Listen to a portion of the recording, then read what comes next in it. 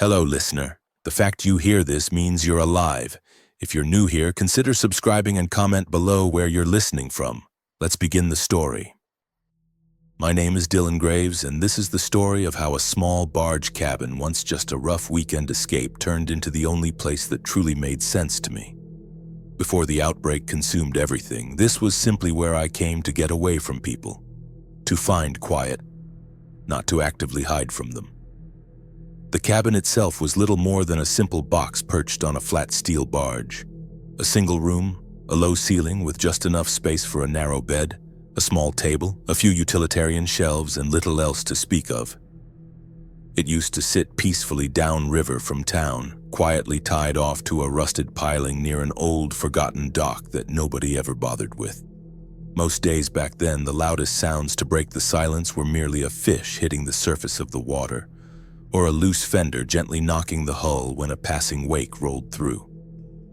I kept a fishing rod, a cheap cooler, a simple radio, and constantly told myself that as long as I could come out here, the encroaching problems on shore weren't truly as bad as they sometimes felt. The city, by contrast, was a constant cacophony of noise and rush, filled with anonymous people bumping shoulders. The barge was its absolute opposite. A quiet, unassuming square of metal and wood that never asked for much at all. However, when the news began to incessantly use ominous words like outbreak and state of emergency, I initially dismissed this place as just my familiar escape, certainly not a survival plan. That perspective shifted, and it shifted fast. Sirens echoing from town quickly stopped sounding like mere background noise and instead began to resonate like urgent warnings. The kind you understand you only get once. Roads jammed with abandoned cars, stores emptied with frightening speed, and the unsettling stories of people turning on each other stopped being mere whispers and quickly became stark realities. By the time the first truly infected reached the riverfront, I was already here, having arrived with far more than just a typical weekend bag. The barge cabin, in its original state, was absolutely not built to be a bunker. It had thin, flimsy walls, hollow doors, and loose metal that seemed to love to rattle at the slightest provocation. Staying alive here now undeniably meant fundamentally changing all of that. Making absolutely sure that from the outside this place appeared empty, utterly unimportant, and wholly unappealing enough to ignore. Weekends on the river used to be simple. I worked my shifts in town, slept in a noisy apartment over a store, and managed to save enough to cover the barge fees. The cabin was where I went when people got too close and the streets felt tight. I came out here with a backpack, a couple cans, and a cheap six-pack, told nobody where I was going, and let the quiet do its job. Back then, the worst problem was a dead battery or a line that chafed against a piling during a storm. The cabin itself was basic. Plywood walls, thin insulation, one door that jammed in the heat, two narrow windows, and a sheet metal roof that clicked when it cooled at night. A small propane stove, a hand pump at the sink drawing water from a tank, a second-hand mattress on a built-in frame, and a short shelf with cards, an old radio, and a stack of paperbacks. I never called it home. It was a place I used for a day or two, then locked up and left with the curtains open so the sun would air out the damp. News about the outbreak initially came in fragments.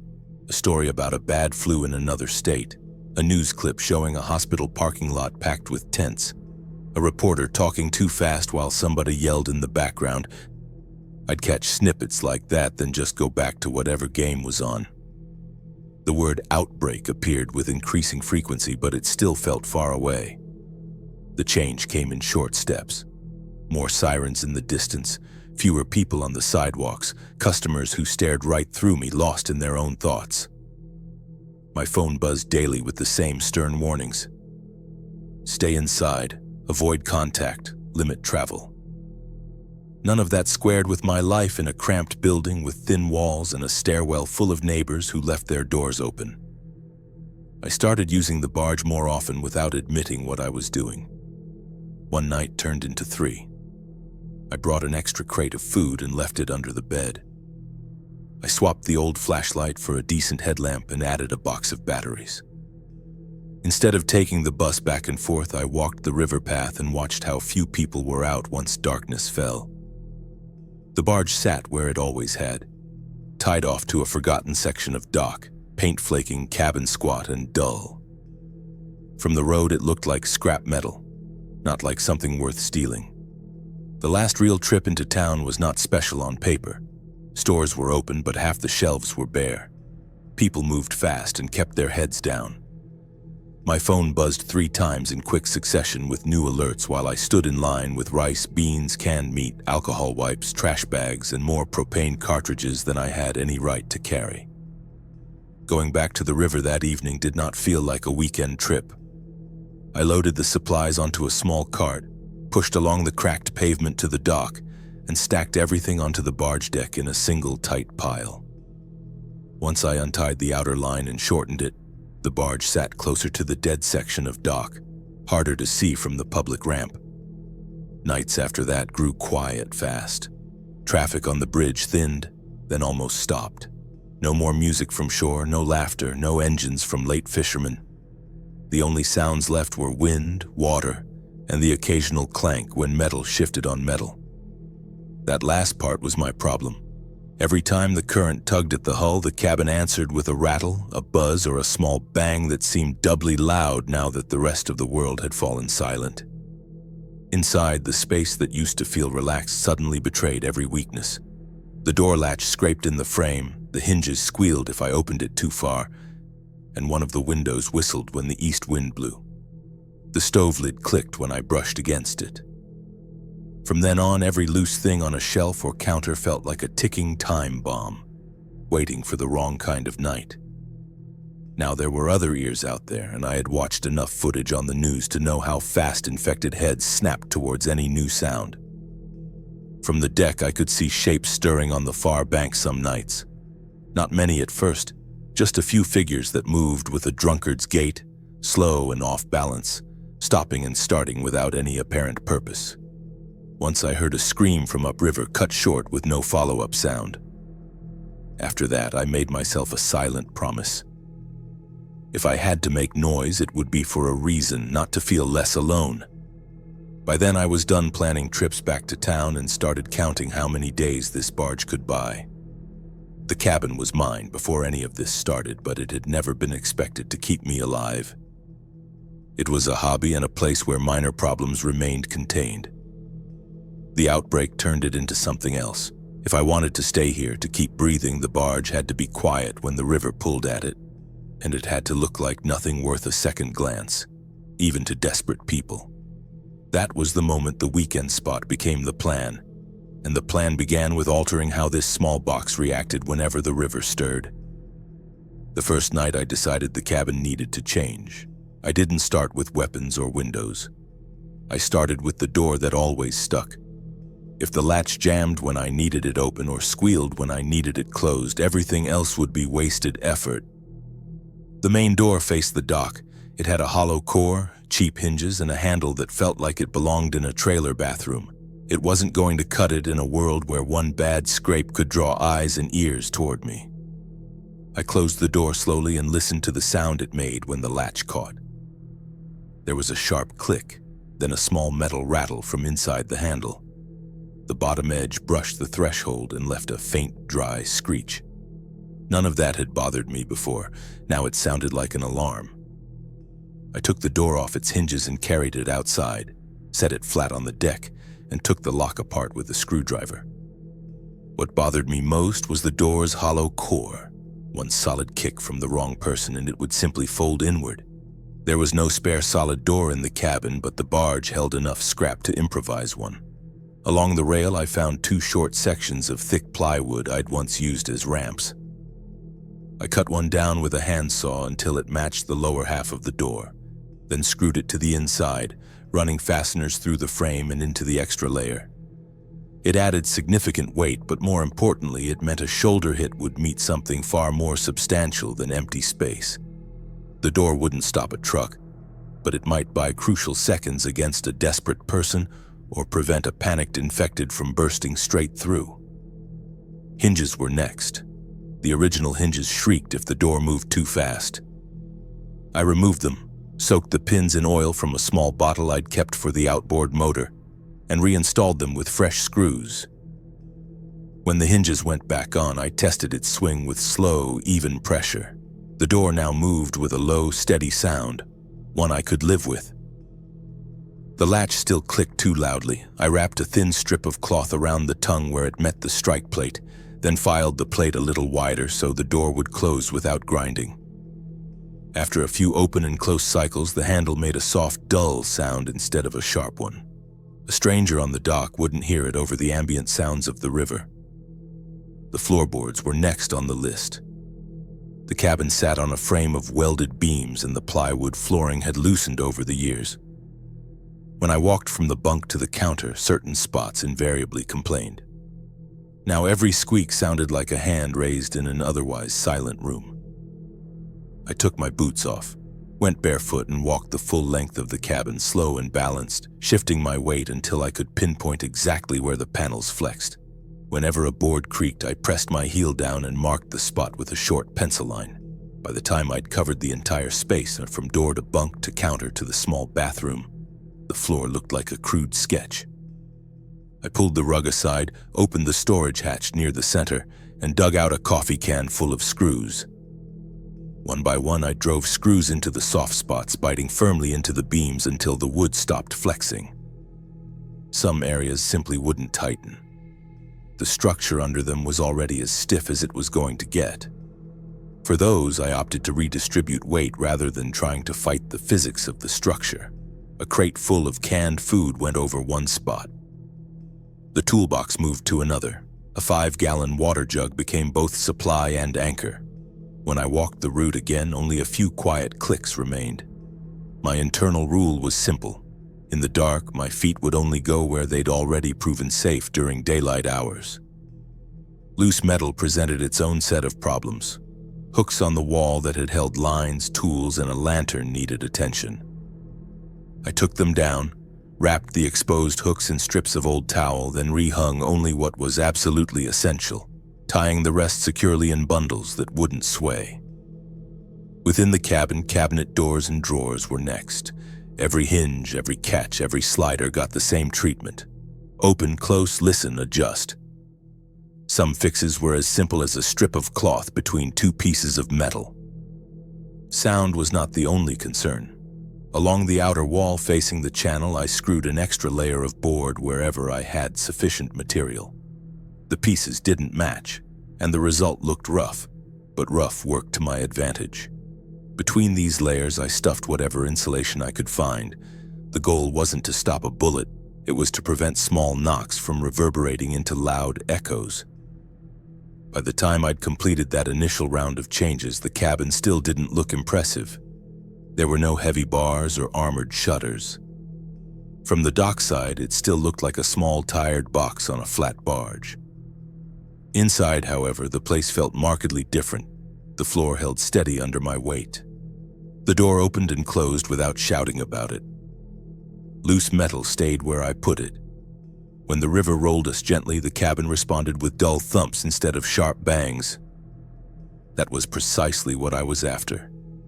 If someone stood on the bank and listened, I wanted them to hear only water, wind, and nothing that would pique their curiosity.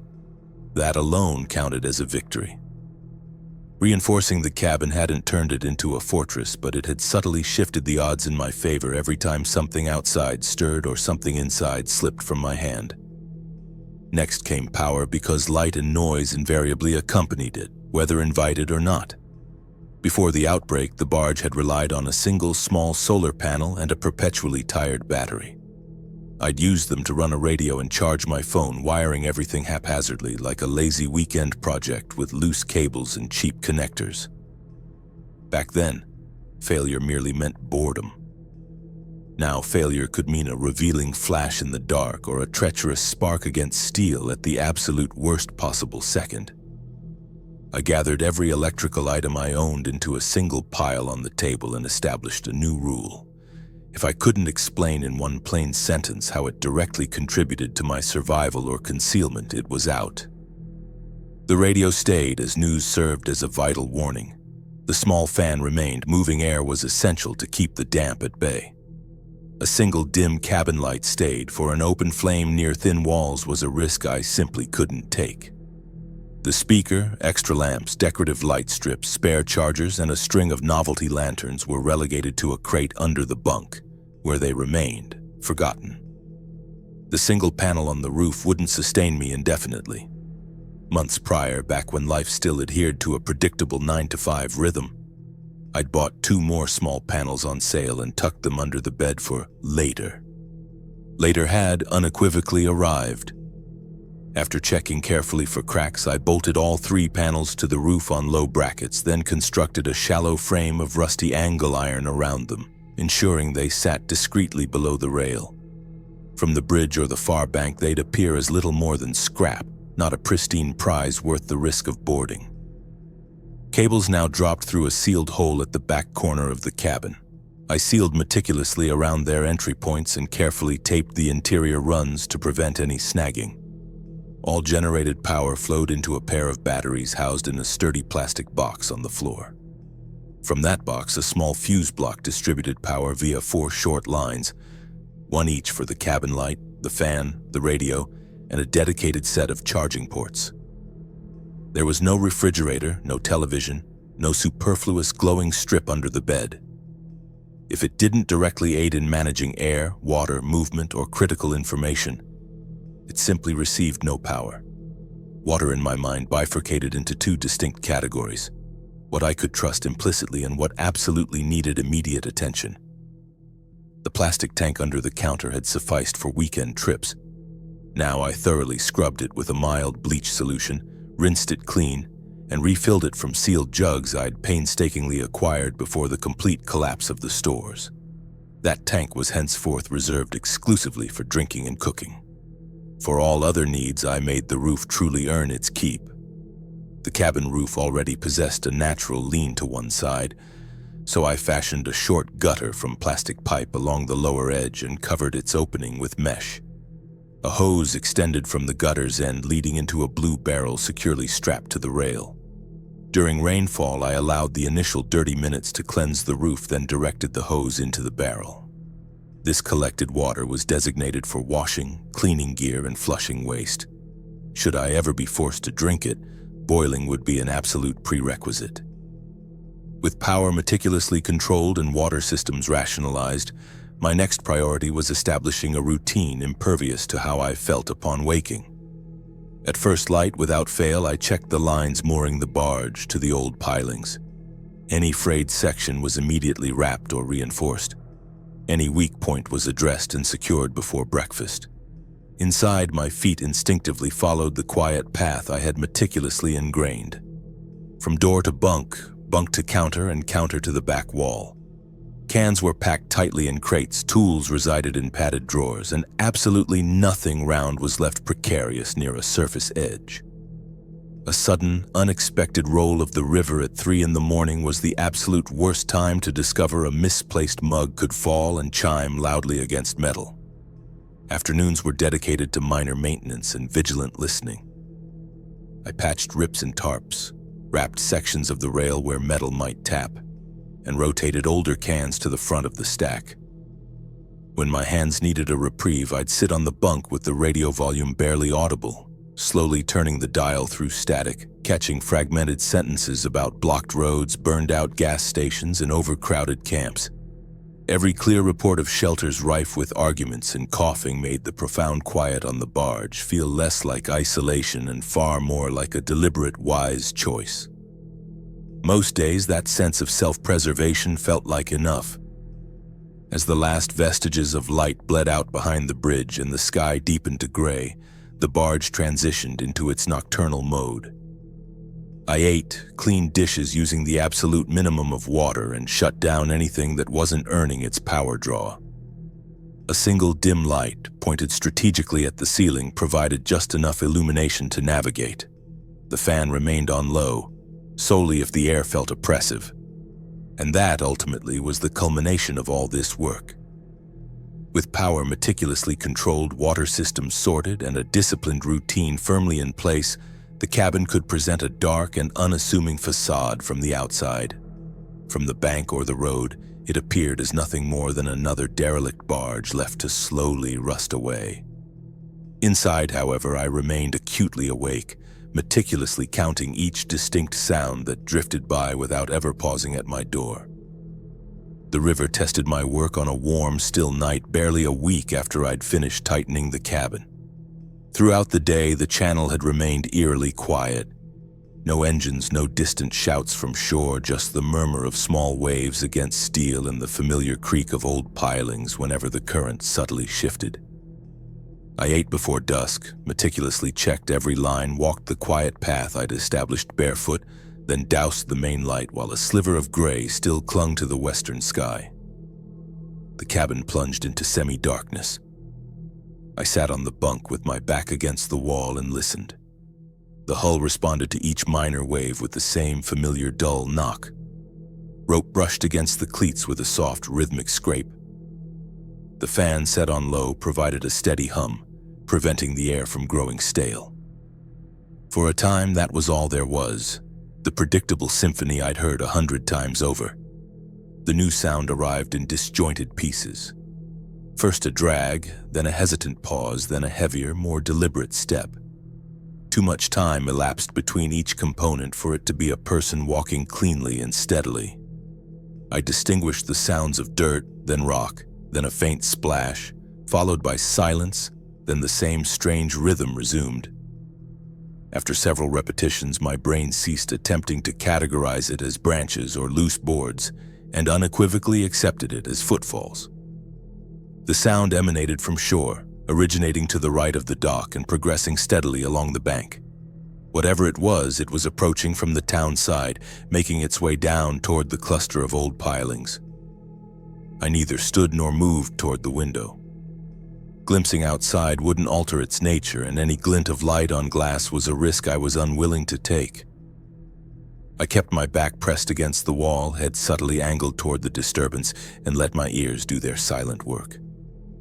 As the source drew nearer, the distinct sound of water joined the symphony.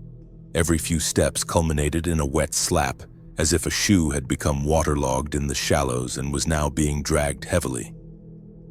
Whoever had initially traversed the pavement above had continued their descent down the slope, where solid ground gave way to mud and jagged stone, and had shown no indication of stopping simply because they encountered the water's edge. Through a narrow gap at the curtain's edge, I caught a fleeting, partial view. Not a distinct full body, but rather a darker, indistinct shape silhouetted against the weak, fading sky. Its shoulders were heavily slumped. The head turned in short, jerky, almost robotic motions, first toward the dark, ominous line of barges, then erratically back toward town. No revealing phone light, no cautious, scanning gaze, no desperate call to anyone else. I'd witnessed enough footage before the feeds died to instantly recognize that particular gait. It belonged to no one still capable of rational thought or sound decisions. The figure then lumbered into the shallows. The dry scrape on the bank transformed into low, heavy splashes as its weight shifted from dirt to water and back again to jagged stone. It continued its progress along the bank, sometimes knee-deep, sometimes only ankle-deep, its movement never steady, never pausing as if to assess its surroundings. As it eventually reached the stretch of water directly adjacent to my mooring, the current subtly eased it closer to the barge's hull. A small wave gently pushed the barge outward, then allowed it to swing ponderously back. The narrow gap between the steel hull and the decaying remains of the dock briefly narrowed. As the body attempted its next step, one foot slipped from a precarious rock and plunged into a deeper pocket of water.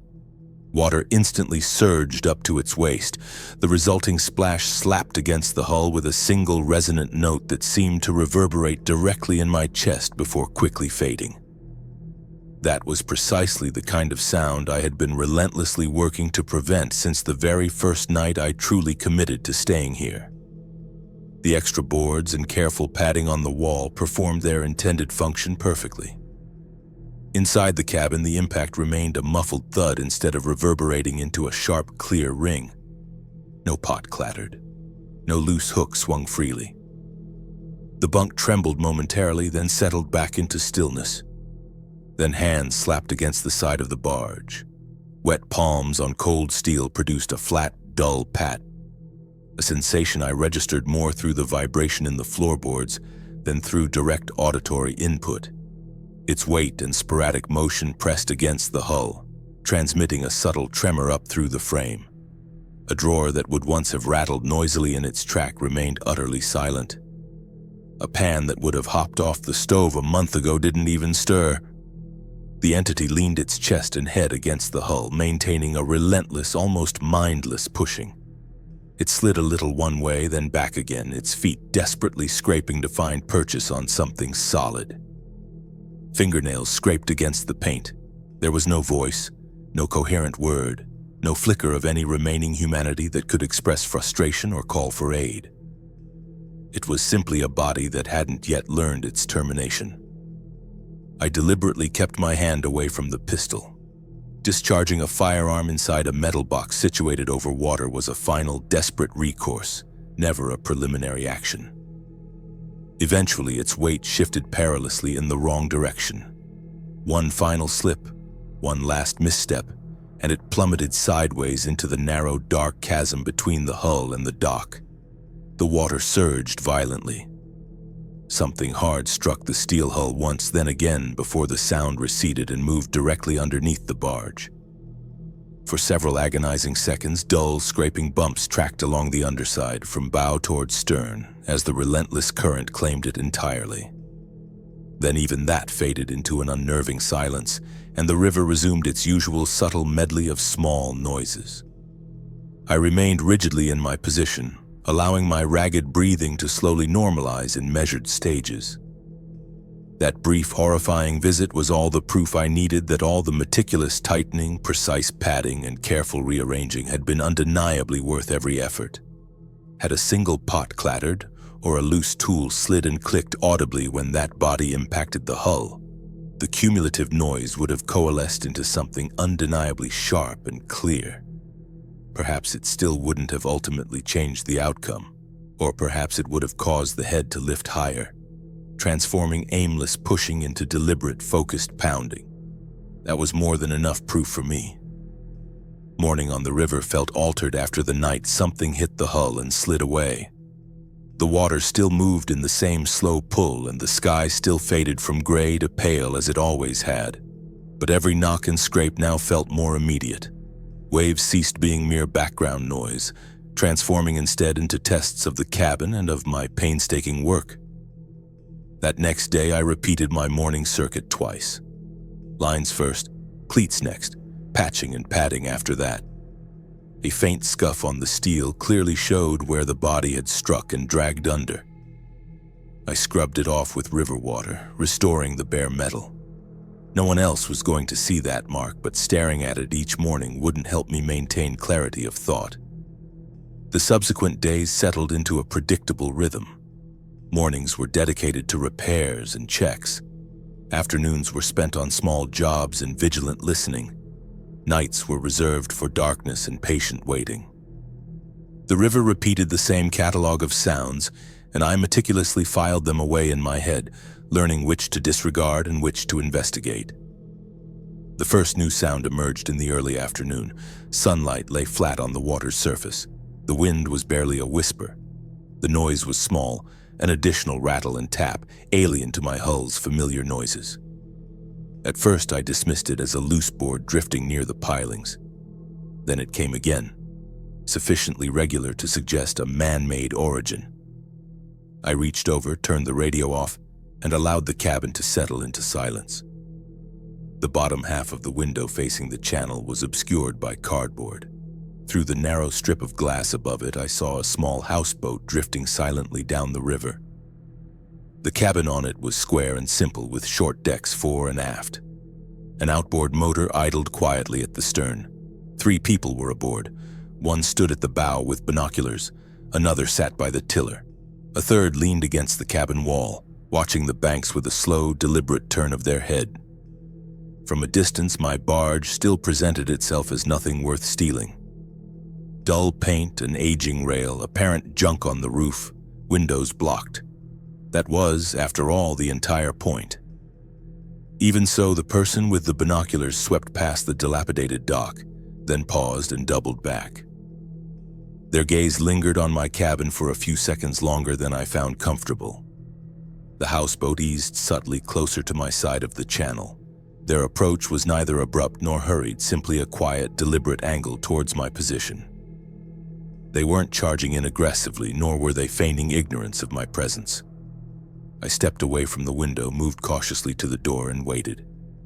Once they were within hailing distance, the man at the tiller called out, "Barge by the piling," he said. "We're not here for trouble. Just passing through and hoping to exchange some news should anyone be aboard." There were plenty of unspoken implications within that offer, things I wanted no part of. But absolute silence, however, carried its own distinct risks. People tend to get nervous when a place appears inhabited yet offers no response. And nervous people are often observant. I cracked the door open just enough to speak, keeping my body concealed behind its bulk. "Keep your voices low," I advised. "Sound travels further than you might imagine out here." The man lifted a hand from the tiller controls. "Fair enough," he answered, his voice now softer. "Name's Reed. Leah's on the bow. Mark's on the rail. We've come down from up near the bridge. It's gotten bad up there. Figured anyone still afloat down here would want to know what's heading this way."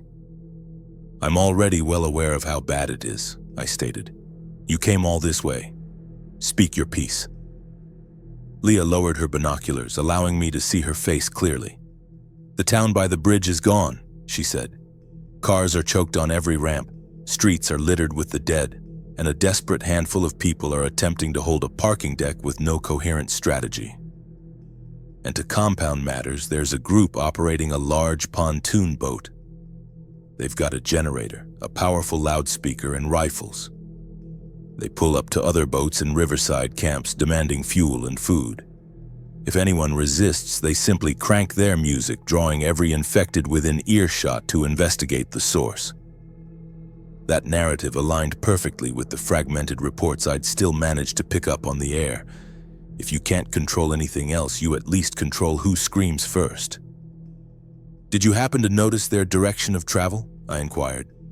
"Downstream," Reed said. "We cut our engine and let the current carry us when we first heard them. When we last saw them, they were 2 bends upstream. They seem to notice anything that signals activity. Lanterns, fires, or people lingering too long on deck." Mark's gaze remained fixed on the tree line throughout their conversation. That scored a point in their favor. Those intent on taking your boat typically fixate on it as if it's already theirs. These 3, however, observed the banks and the crumbling warehouses with at least as much scrutiny as they directed towards my door. Reed gestured with his chin towards the barge.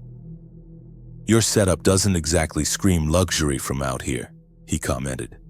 "No fresh paint, no inviting open windows, certainly no lounge chairs on deck. It must have taken some real effort to make it that unremarkable without letting it completely fall to pieces." "It floats and it blends in," I affirmed. "That's truly all I require at this point." Leah offered a curt nod. "We're primarily trying to stay one step ahead of that pontoon crew and anything similar," she explained. "We'll gladly trade a warning for a bit of local knowledge." "What sort of local knowledge are you after?" I prompted. "Shallow spots," Reed immediately replied. "Tricky corners. Any areas where you've seen bodies accumulate. We can't afford to waste precious fuel by making poor navigational choices." I relayed the mental map I carried. 2 miles downstream, the left bank concealed the skeletal remains of a pier, its jagged metal submerged just beneath the surface. Further on, the inlet adjacent to the old grain elevator became a foul collection point for trash and unfortunate corpses after every significant storm. That seemed like sufficient warning for their purposes. Reed's stark warning about the pontoon crew resonated long after they'd drifted out of sight. Noise in itself was one thing. I'd been relentlessly working to mitigate that since the very first night. What he'd described, however, was fundamentally different. These people actively hunted, employing both sound and light in concert. They scrupulously watched for any hint of movement or anything that remotely suggested comfort or value. If they were to pass this way again, merely being quiet wouldn't suffice for the barge. It absolutely had to appear as if it had already been stripped bare, abandoned, and thoroughly picked clean. From a distance, my barge still presented as an old, dilapidated work vessel with a small cabin, but now certain aspects troubled me. The lines were too straight. The deck looked suspiciously clear. Clean metal particularly caught more light than I preferred when the sun struck it at just the right angle. Every neat or undisturbed surface now felt like an inadvertent signal. I walked the deck, mentally compiling a list of new imperfections to create. There was too much bare metal on the rail. The cabin walls exhibited too much even uniform color. Even the roof looked like a place someone might feel inclined to stand. I urgently needed the barge to convey a dramatically different story to anyone merely glancing over from a moving boat. Nothing here of interest, just another worn-out hull, sitting precisely where it has sat, ignored for years. The simplest fixes were tackled first. I rummaged through the accumulated dock debris and my own sparse stash of scrap materials. Broken pallets, short planks, bent conduit pipes, torn tarps, cracked crates, I dragged them all on board. My objective was to construct a convincing layer of artificial disarray, a seemingly forgotten board draped across the bow rail, a crate deliberately overturned, 2 pieces of pipe lashed haphazardly to the far corner, as if someone had intended to perform work and simply never returned. On the cabin walls, I specifically targeted the areas that still retained a semblance of decency and systematically degraded them. A few aggressive passes with a wire brush effectively stripped away any residual shine. I rubbed dirt vigorously into the lighter patches, then allowed river water to streak it as it dried, creating a pattern of neglect. Around one window frame, I deliberately screwed a broken board at an awkward angle, giving the impression that someone had attempted to pry it open and subsequently given up. The actual glass remained intact, but from a distance, the visual disruption was sufficient to deter most, leading them to assume it wasn't worth their time. The windows demanded immediate attention next. From the interior, I had already installed cardboard and cloth to effectively block any light. From the exterior, however, they needed to appear naturally clouded, obscured, or broken. I smeared a thin mixture of mud and ash onto the outer panes, then wiped it off in uneven, streaky passes. Over the small rear window, I bolted a bent grate, intentionally leaving one corner pulled loose and dangling precariously. The aesthetic was that of shoddy, unfinished work, which was precisely the intention. People respect good work. They tend to bypass and quickly move on from anything that looks like bad, wasted effort. The roof, however, presented the only genuine prize. The solar panels. I couldn't afford to lose them, nor could I allow them to catch the wrong, opportunistic eye. I constructed a low-profile cage around them using old wire fencing and sections of angle iron. Then I strategically covered a portion of this makeshift enclosure with a cracked sheet of plywood. From the shore, it would simply appear as a rough, temporary patch over some unknown hole. Certainly not a meticulously engineered frame for valuable electronics. I rubbed dirt and used oil onto the edges of the panels and their frame until nothing reflected or flashed in the direct sunlight. All these external modifications drastically altered the barge's appearance, but I still had to address its behavior. That specifically meant controlling light and meticulously managing my routine. I streamlined the cabin's internal lighting, reducing it to a single main point and a bare-bones backup. At night, the primary lamp was aimed directly at the ceiling, eliminating any harsh edges or visible light spill against the walls. If I absolutely needed to check the deck after dark, I used a low-power headlamp, cupping my hand around it to minimize its glow. My daily routine required the same rigorous treatment. When this was merely a weekend retreat, my movements were dictated by the sun. Coffee, music, lights, all at predictable, regular intervals. I deliberately broke that pattern now. Some mornings I intentionally remained in darkness longer. Some nights I stayed awake, sitting in complete darkness, without any light whatsoever. When I stepped back onto the dock and observed the barge from 50 feet away, it perfectly aligned with my grim objective. The hull sat low in the water, but not alarmingly so. The rail was draped with scrap, giving it the appearance of an afterthought. The cabin looked scarred, crudely patched, and unequivocally empty. Absolutely nothing on its exterior hinted that the floor inside was quiet or that every single drawer and tool had its designated silent place. That was the central idea. A place that effectively looks dead remains conspicuously off everyone's dangerous lists. The internal modifications were crucial. The reinforced door, the padded hooks, the stabilized floor, the meticulous wiring, all worked in concert to prevent the barge from inadvertently betraying my presence whenever the river stirred. The new, deliberately neglected exterior was designed for the second, more superficial test, the quick, dismissive scan from someone casually cruising past. If they could pass me by, dismiss me as utterly insignificant in a fleeting second and never cast a second glance, that strategy was infinitely more effective than any physical wall or fortress I could possibly construct. The true test for all my external work materialized a few days later, just after sunset, when the river began carrying a new, unsettling kind of noise up the channel. It commenced as a low, persistent hum, a deep resonance that settled beneath all other ambient sounds. Too steady to be the wind, too heavy to be merely a small engine. I immediately killed the radio, extinguished the cabin light, and moved to the narrow strip of window above the cardboard blockade. Downstream, a peculiar glow became visible first. It wasn't the soft, diffuse wash of a lantern or the flickering warmth of a campfire, but a harsh white smear that reflected off the low-hanging clouds and the skeletal tops of the dead docks. A few seconds later, the full impact of the sound caught up to its visual precursor. A generator rattled incessantly over the water, its drone deep and constant, with a second, distinct engine note riding just above it. Interspersed between these mechanical roars came short, jarring bursts of amplified voices, distorted by distance until the words blurred into harsh, indistinguishable syllables. I remained shielded from the glass, opting instead to observe the scene's reflection in the metallic trim of the window frame. A wide pontoon boat rounded the bend, pushing relentlessly against the current.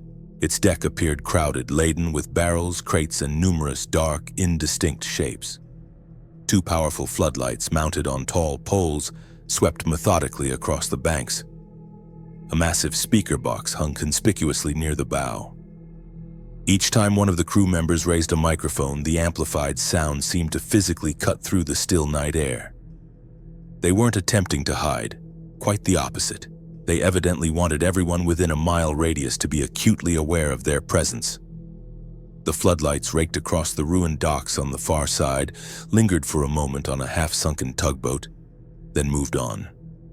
As they reached my side of the river, the powerful beam struck the old pilings first, then the derelict section of dock before finally tracing the rough, chaotic line of scrap I had strategically arranged on my rail. The barge rocked sharply under the pontoon's wake. Tools in their padded drawers remained perfectly still. Tied-down crates stayed firmly put. The floodlight beam crawled along the cabin wall, illuminating every fabricated scar and deliberate patch, paused for a fleeting second, then slid away.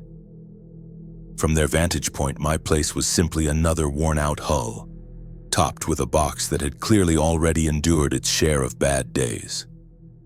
There was no telltale shine, no inviting clear glass, no subtle sign of recent fresh human activity. Nothing that warranted bringing a boat in for closer inspection. The man with the microphone then elevated his voice, his words stretched thin and distorted by the speaker. "Any boats still running? Any homes on the bank?" he boomed. "We're moving through. If you're smart, you come talk now. If you hide, you get whatever follows us."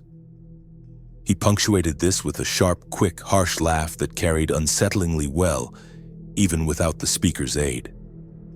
I allowed the terrifying noise to simply wash over and through the cabin, offering no response. Talking back wouldn't alter his predatory intent. It would merely pinpoint my exact location on his mental map. Silence, while impolite in normal circumstances, proved an invaluable tool for remaining unlisted and unmolested. On the far bank, a smaller, desperate voice answered, too faint and distant for me to decipher any words. Instantly, one of the floodlights snapped across to that side, locking onto a small makeshift shack positioned precariously near the waterline. 3 figures stood outside it, hands raised in a gesture of surrender, their faces stark and pale in the brutal glare. The pontoon eased closer, propelled by short, deliberate pushes of its engine. From my hidden vantage point, I couldn't discern every spoken sentence, only the raw, unmistakable tone. Demands came first, sharp and brimming with confidence. Then, shorter, hesitant replies. A tense pause, more aggressive noise from the pontoon. Someone on shore half lowered their hands, then frantically raised them again. Throughout this grim tableau, the generator continued its relentless rattling, filling every empty space where a person might have desperately tried to think or scream. The first gunshot cracked without warning, a sharp report that ricocheted off the banks and echoed back across the water barely half a second later. One of the figures on shore immediately dropped. The remaining 2 froze, paralyzed by a combination of terror and the blinding light. A second shot swiftly put them down.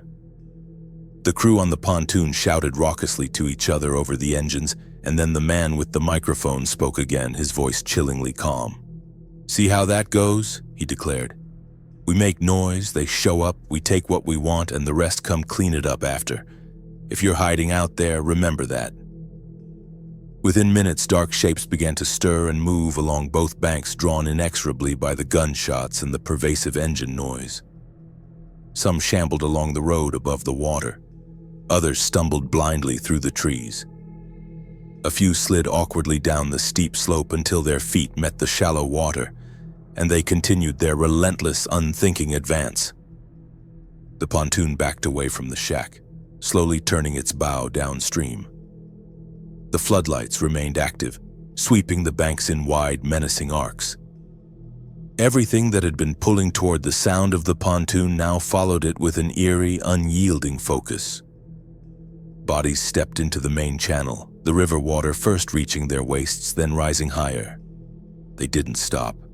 They kept going, drawn by an unseen force towards the receding boat, arms outstretched or hanging limply at their sides, faces perpetually turned toward the diminishing noise. From within the relative sanctuary of my cabin, I heard every splash and every desperate stumble. The barge floated securely in a hidden pocket just off the main river path, far enough that any stray, unfocused eyes would have to work considerably hard to spot it. Nobody on the pontoon bothered. Nobody on shore looked away from the enticing, moving lights. After a tense 10 minutes, the harsh glow finally faded around the next bend. The generator's hum gradually thinned, then dissolved back into the general ambient wash of the river's myriad sounds. Faint echoes of shouting came and went, then vanished entirely. The dead, however, did not return to where they had originated. They continued their relentless, single-minded migration in the same direction, pulled along by the lingering phantom memory of a sound that was no longer physically present. When everything eventually went still again, my cabin sat precisely where it had been, its patched walls and carefully arranged fake clutter on the rail doing their silent job. The most profound change, however, occurred within my own mind. I had now personally witnessed the very kind of people Reed had warned me about, and I had watched them methodically work the river as if it were a private, consecrated hallway built solely for their destructive passage. They wouldn't be satisfied with just one pass. Individuals who discover such an effortlessly effective method inevitably exploit it until it inevitably breaks beneath them. Sooner or later, they would undoubtedly return this way. Perhaps at a different time of day, perhaps with even more fuel, more light, and more overwhelming force. The barge, for this current encounter, had performed its duty admirably. It had appeared dead and insignificant enough to be completely ignored. To maintain that crucial invisibility, I knew with chilling certainty that I could no longer treat this specific stretch of water as a permanent address. From this moment onward, the cabin absolutely had to remain ready to move, to disengage, whenever the predatory pattern on the river ceased feeling random and began to feel alarmingly like a scheduled, preordained route. The pontoon crew didn't return the next day, and I wasn't waiting for a second pass to make up my mind. Once you witness people exploit a river with such calculated efficiency, a location ceases to be a mere hideout. It becomes an identifiable point on someone else's predetermined route, They possessed fuel, weapons, a noisy generator, and a routine that clearly yielded results. People like that don't utilize a stretch of water once and then forget it. They will circle back relentlessly until something actively stops them. I had no intention of being that something. Remaining tethered to the same rotten dock, blindly hoping they'd never cast a second glance, was no longer a viable strategy. The barge was my shelter, my only real sanctuary, not merely an extension of the compromised shore it sat beside. Moving, inherently, was fraught with risk.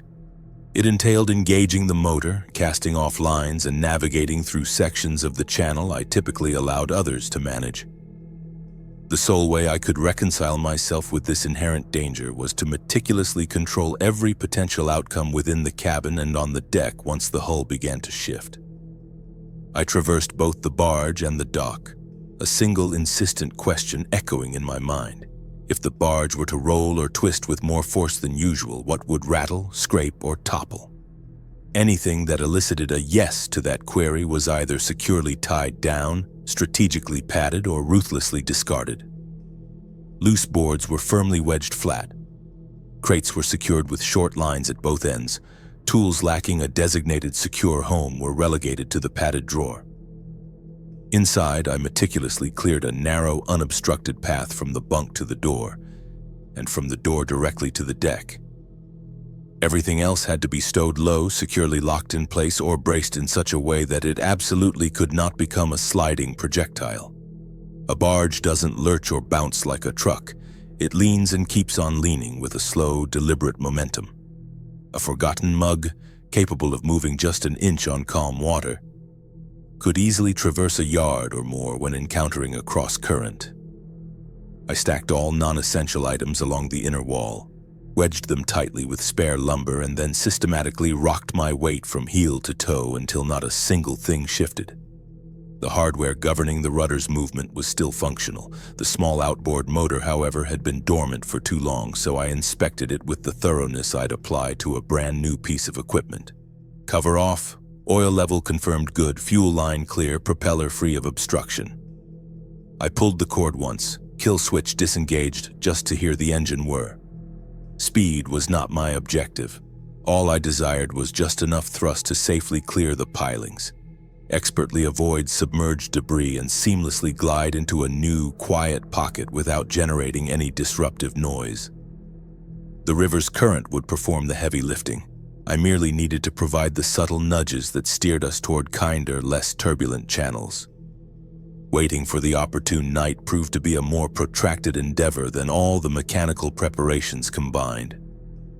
My criteria were specific: thick cloud cover, a moonless sky, and absolutely no other engines disturbing the water's surface. When the heavens finally presented that flat, dull gray canvas, I systematically shut everything down. I sat in absolute darkness until the cabin's familiar outlines slowly re-emerged. The doorframe, the table's edge, the faint line of the window. Outside, the river maintained its own hushed, relentless symphony. The mooring lines represented the last vestige of the old spot's hold on the barge. The bow rope had to be freed first. I carefully stepped onto the dock, placing my feet only on boards I instinctively knew would not groan or betray my presence, and gently eased the line off the cleat. The wet rope slid smoothly through my hand, then dropped silently into the water. The hull immediately began to turn a few degrees, responding to the subtle pull of the current. The stern line then bore the barge's full weight, growing taut. At the aft, I replicated the process, but with even greater deliberation, feeding rope out until nothing remained secured to the iron, and the line silently slipped away into the river. The barge drifted away from the dock, achieving a remarkably silent departure. For the initial stretch, I completely relinquished control, allowing the river to govern our movement, keeping my hands deliberately away from the controls. The dead dock receded swiftly past, followed by the familiar old pilings, and then the deepening shadow of the bank itself. The water's sound against the hull shifted perceptibly the moment we left the sheltered pocket.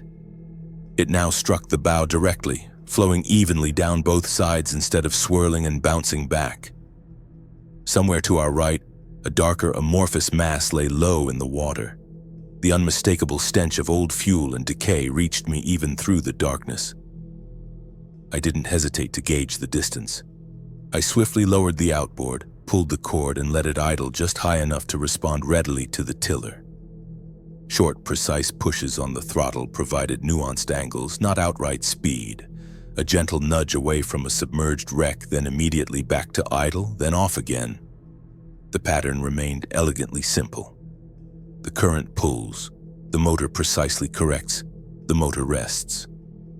The barge drifted faster than a walking pace, but never so rapidly that the hull began to betray my presence with excessive noise. As the next bend approached, I deliberately aimed for the inner edge of the channel, eschewing the deep, clear outside line. The calmer water there offered concealment behind old concrete structures and a row of dark, forgotten posts. Once those shapes were close enough, I utilized one final brief burst of power to deftly slide us into position. The fenders brushed against a piling with a soft, dull thud, and then we settled into a slower, more sheltered pool. Our nose pointed discreetly toward the main channel. Our stern nestled against a broken wall. New mooring lines were cast out. Knots were drawn tight. The barge rocked gently, settling into its new temporary berth. Out on the main flow, any passing noisy boat would perceive only a jumbled stack of shadows and one more derelict hull among them. That, precisely, was the objective. I checked each knot twice, then listened intently until the water's sounds felt normal once more. The new spot felt wrong at first because my habits were wired to the last place. The wall behind the cabin was concrete now, not open water, and scrap in the broken factory shifted when the wind hit it. I needed a new list so my brain wouldn't jump at every tap or crack. The slip sat inside a half-collapsed loading area. 3 steel posts still stood in the water, and a broken bulkhead wrapped around them. From the main channel, the place looked like a forgotten corner. That was exactly what I wanted. I tied the barge to 2 posts and let the third sit between us and the channel as a built-in bumper. The water inside this sheltered pocket moved slower. Trash swirled in one corner. I cleared just enough debris to ensure nothing solid could bang my hull, then deliberately left the rest. A clean pocket would look cared for. This needed to look utterly ignored. Once the lines were properly secured, I walked the familiar quiet path in the cabin and listened. The floor still held firm. The door still closed without protest. The fake damage on the walls still conveyed the same message of neglect from outside. The solar panels on the roof maintained their low, inconspicuous profile. None of those established elements required alteration.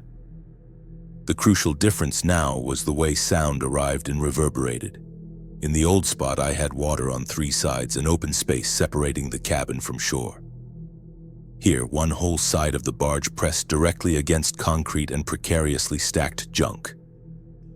Noise bounced in entirely new, unpredictable ways. When someone walked on the pad above, their footsteps resonated distinctly through the posts and vibrated unsettlingly into my hull. There was no fixing the inherent acoustics of the location, so I added one more crucial rule. When moving to a new place, you absolutely do not trust your old map of sounds. You simply sit and you listen.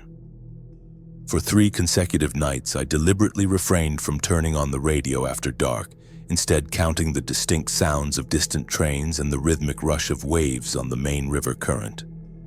By the end of that period, I had sufficiently recalibrated my senses, knowing precisely which noises now signaled normalcy. The first genuine test arrived just 3 days into our stay. A small outboard moved up the channel faster than I liked. 2 people in a skiff, bow riding high, generated a wake significantly larger than necessary. As they reached the stretch of river directly across from our slip, one of the occupants pointed conspicuously towards the shore. From their perspective, all they could discern was a section of broken wall, the very top edge of my cabin, and a general chaotic mess of scrap. The skiff's engine audibly slowed. The driver then turned the boat slightly towards my side of the bank, holding its position. I remained hidden off the deck, observing from within, the cabin light carefully extinguished. "Looks like a wrecked barge," one of them remarked, his voice carrying clearly across the water. Might be some metal worth taking. Or it might be soft and riddled with holes, the other retorted. We don't have a tow rig.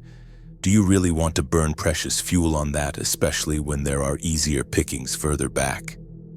They continued to stare for a few seconds more before abruptly turning away. The skiff's engine revved, picking up speed, and they continued their journey upstream. I waited until their engine's sound had completely faded into the distance before allowing myself to breathe normally again. The meticulously arranged fake clutter on the rail and the way the hull sat half-hidden behind the guard post had perfectly performed their intended function. To them, I was nothing more than just another risky, low-reward gamble in a river already choked with discarded junk. On one particular occasion, just after midnight, something substantial drifted into the mouth of the slip and began to grind with a low, insistent sound against one of the guard posts. The noise was dull, but steady and relentless. I grabbed a light, carefully cupped my hand over most of it to minimize its glow, and cautiously stepped onto the deck. A dead tree carried downstream by the current had become firmly jammed between the post and the concrete wall.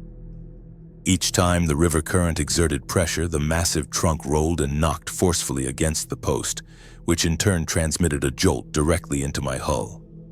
I could have simply waited, hoping it would eventually work itself free, but the repeated thudding was establishing a rhythmic pattern that I found deeply unsettling. Using a pike pole, I began to push the trunk down and away. It required a few strenuous shoves to dislodge it. When it finally swung free, the current immediately seized it, pulling it back out into the main channel. The jarring noise abruptly ceased. Moments like those were the precise reason I maintained such a rigorously simple routine. Power utilization remained minimal. All gear was securely tied down. A single safe path was kept clear across the cabin floor. In the profound darkness, half awake and dangerously close to losing balance, you instinctively follow the route your body already knows by heart. After a full week, the new location began to feel less like a temporary question mark and far more like an effective, functioning blind. The cabin still wore its carefully crafted scars. The barge still communicated the same plain, deceptive lie to anyone who merely glanced its way. The fundamental rules that had kept me alive in the first spot remained equally valid here. Sound still had to be meticulously contained within.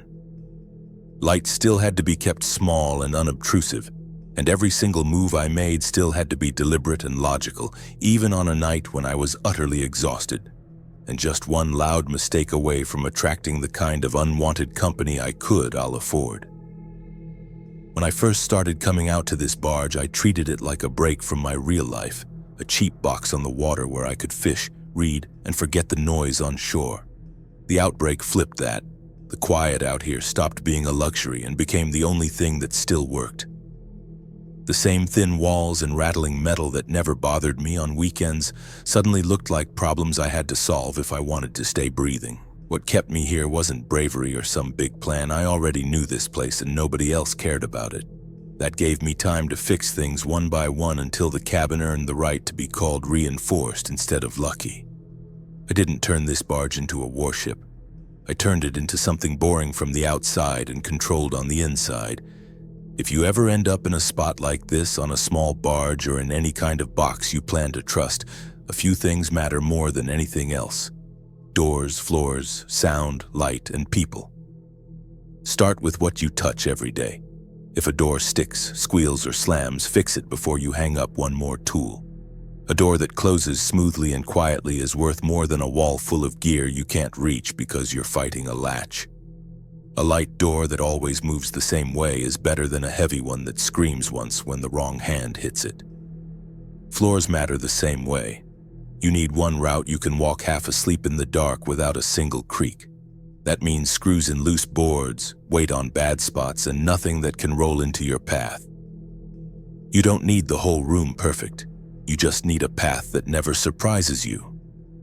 When the river knocks, your feet should know where to go without thinking. Sound is not the enemy or the goal. It's a tool. Keep the noise you make small and under control, and pay attention to the noise that comes to you. If something you own rings, buzzes, or clicks when the hull moves, either pat it, tie it, or get rid of it. Light works the same way. Use it to do jobs, not to feel better. One low lamp pointed at the ceiling, a covered flashlight for checks, and no bright window glow to tell strangers where your walls are. Never fall in love with a room that looks warm from the outside. Warm from the outside means obvious from the outside, and obvious is a bad word now. Power and gear help, but only if they are quiet and simple. A few small solar panels wired cleanly beat a loud generator that shakes the deck. A radio on low does more for you than a screen you can't keep running. If you can't explain what a device does for your survival in one short sentence, you can probably live without it. People matter most. If you bring anyone into your space, make sure they know the rules and follow them even when they are tired. One loud friend can undo a month of work in a second. Trade if you can do it from a distance. Help if it doesn't expose the only shelter you have. No hiding place stays perfect forever. The first dock I used was fine until the wrong kind of boat started running that stretch like a road. Once they showed me how they worked, staying there meant trusting their schedule more than my own. Moving the barge was not about being brave. It was about refusing to let someone else's pattern decide when my luck ran out. So that's what this small barge cabin is now. Not a fortress, not a legend. Just a reinforced, quiet box on the water that doesn't draw attention and does what I tell it to do when the river pushes it around. That's enough. If you liked hearing how I turned a weekend hideout into a place that can survive, you know what to do next. Hit like, subscribe to the channel, and tell me in the comments where you are listening from and what kind of place you would turn into your own hideout. Stay careful out there, stay hard to notice, and I will see you in the next story.